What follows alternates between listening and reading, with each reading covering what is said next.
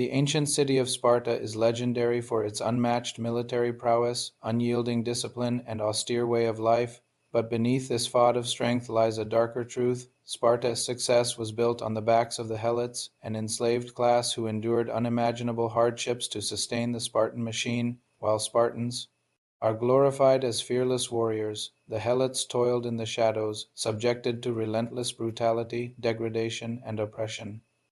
In this video, we're pulling back the curtain to reveal the untold story of the Helots, their suffering, their struggles, and the harsh realities of life under Spartan rule.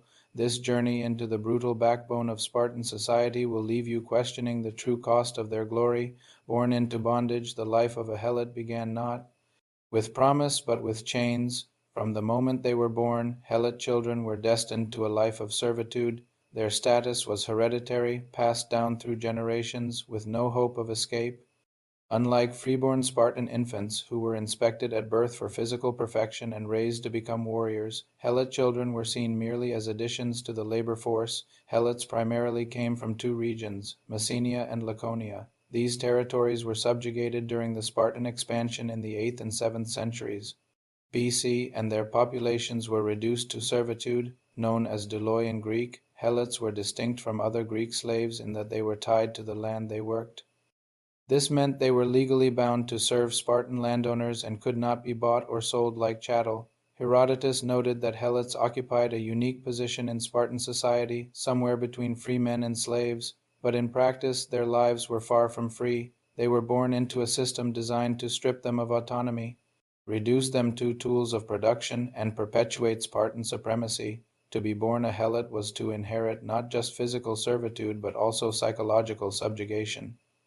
Every child grew up in an environment where their worth was measured solely by their ability to serve their Spartan overlords. The knowledge that their status was immutable was perhaps the most profound cruelty of all, robbing them of even the faintest hope for freedom. The role of Helots in Spartan society. The Helots were not just laborers, they were the backbone of Spartan society. While the Spartans were celebrated for their military prowess, it was the Helots who provided the essential labor that fueled the Spartan economy. They cultivated the land, harvested crops, and performed the manual work that allowed the Spartan elite to focus on warfare and governance. The Spartans' highly militarized society relied heavily on Helot labor to function. Without the Helots, Spartan warriors would have had no food, no homes, and no resources to maintain their dominance. Despite their critical role, the Helots were treated with the utmost cruelty. The Spartans viewed them as inferior, as a necessary evil to maintain the strength and stability of their society. This pervasive attitude dehumanized the Helots, reducing them to mere tools of production. Even though their labor was indispensable, the Helots were constantly reminded of their lowly status. The Spartans' treatment of the Helots reflected their deep-rooted belief in the superiority of their military system and their need to maintain power and control over the enslaved population. Fear and control. The Spartan strategy. The Spartan state's treatment of the Helots was defined by fear and control. Helots vastly outnumbered Spartans, with some estimates suggesting a ratio as high as 7-1. This demographic imbalance made them a perpetual threat to Spartan stability. To maintain their dominance, the Spartans implemented a regime of systematic terror and humiliation designed to keep the Helots in line. One of the most infamous methods of control was the Cryptia, a secret institution where young Spartan men were tasked with patrolling the countryside to instill fear among the Helots. Plutarch describes how these young Spartans were trained to kill any Helots they encountered during these nocturnal raids.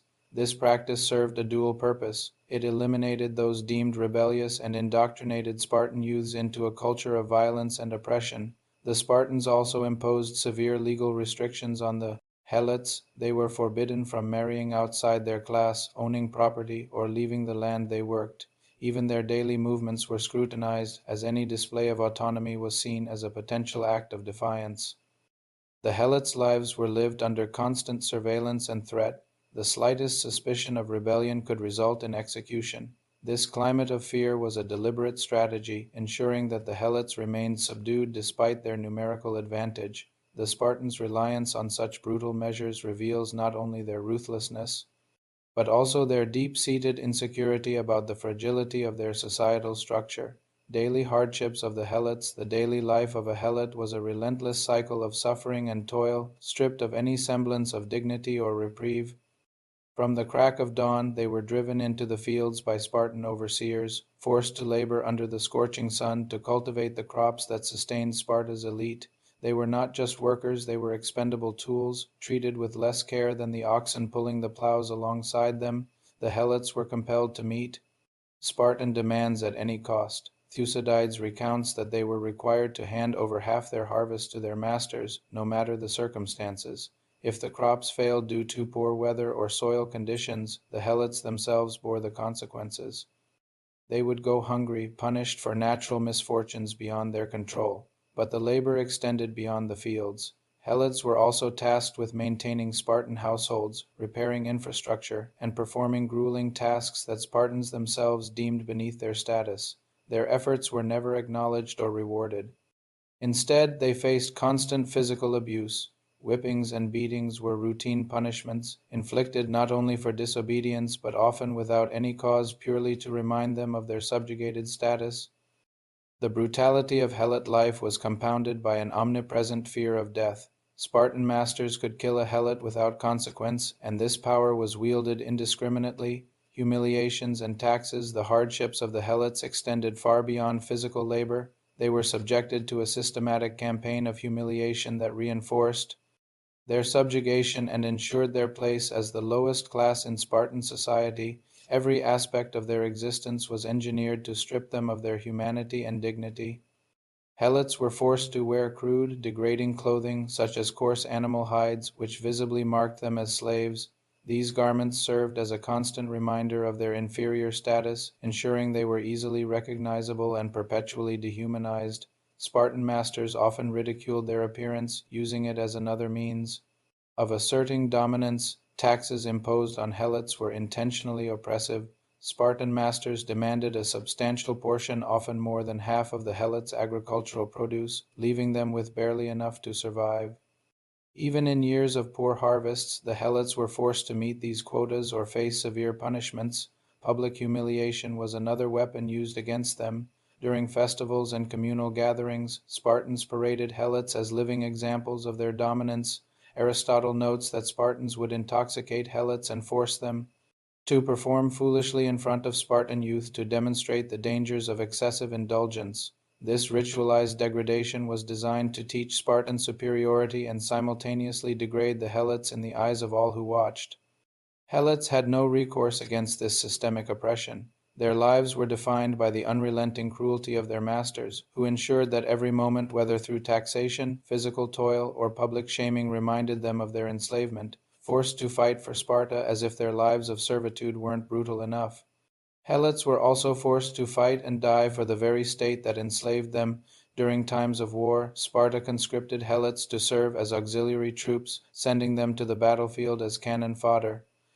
While Spartan warriors were celebrated for their courage and skill, the Helots were thrown into the most dangerous situations with little regard for their survival. Herodotus recounts the Battle of Plataea in 479 BCE, where Helots accompanied the Spartan army. For every Spartan hoplite, there were 7 Helots. Herodotus describes the Helots as being part of the Lacedaemonian phalanx, suggesting they had some role in the battle. Promises of freedom were sometimes dangled before Helots who performed well in battle, but these promises were rarely fulfilled. Those few who earned their freedom were often executed soon after, as Spartan leaders viewed freed Helots as potential threats to their rigid social order. The message was clear: even in service, Helots were expendable. Adding to this exploitation was the psychological toll. Helots were forced to kill in the name of a state that systematically oppressed them. They marched into battle knowing their sacrifices would never be recognized, let alone rewarded. Instead, their deaths were seen as convenient a way to reduce their numbers and mitigate the perceived threat they posed to Spartan security. The dark side of Spartan glory. Sparta's grandeur was not the product of its warriors alone, it was forged on the relentless labor, suffering, and sacrifice of the Helots. These enslaved people were forced to endure lives defined by oppression, humiliation, and exploitation, all to maintain the dominance of the Spartan elite. Sparta's military might, discipline, and prestige were built on the backs of the Helots, who were the backbone of the Spartan economy. Their forced labor and sacrifices fueled the Spartan machine, yet they were denied even the most basic rights or recognition. The Spartan society, revered for its strength and power, was in many ways dependent on the subjugation of the Helots. Without them, the Spartans would not have been able to sustain their military-focused way of life. The Helots' labor allowed Spartan warriors to focus on honing their skills and preparing for war, while the Helots endured constant fear, hardship, and degradation. The paradox of Spartan glory is that it was built upon the suffering of those who were most oppressed. The Helots, despite their essential role, were kept in the shadows, their suffering hidden behind the myth of Spartan invincibility. The legacy of the Helots, the story of the Helots, is one of untold suffering and exploitation, but it also serves as a powerful reminder of the cost of societal success built on the backs of the oppressed. The Helots were not just laborers, they were human beings, stripped of their dignity and subjected to unimaginable cruelty. Their story challenges the glorified image of Sparta, revealing the dark underbelly of a society that relied on the systematic abuse of an enslaved class. The Helots' plight is a testament to the resilience of the human spirit in the face of unrelenting oppression, while Sparta's military prowess and discipline are still admired today. The suffering of the Helots should not be forgotten. The Helots represent the forgotten people whose labor and sacrifices were vital to the success of one of history's most powerful civilizations. Their story is one of oppression, but it also serves as a reminder that true glory should never come at the expense of the human dignity and rights of others. As we reflect on the Helots' suffering, we are reminded of the importance of justice, equality, and the need to challenge systems of oppression wherever they exist. What shocked you most about the Helots' plight?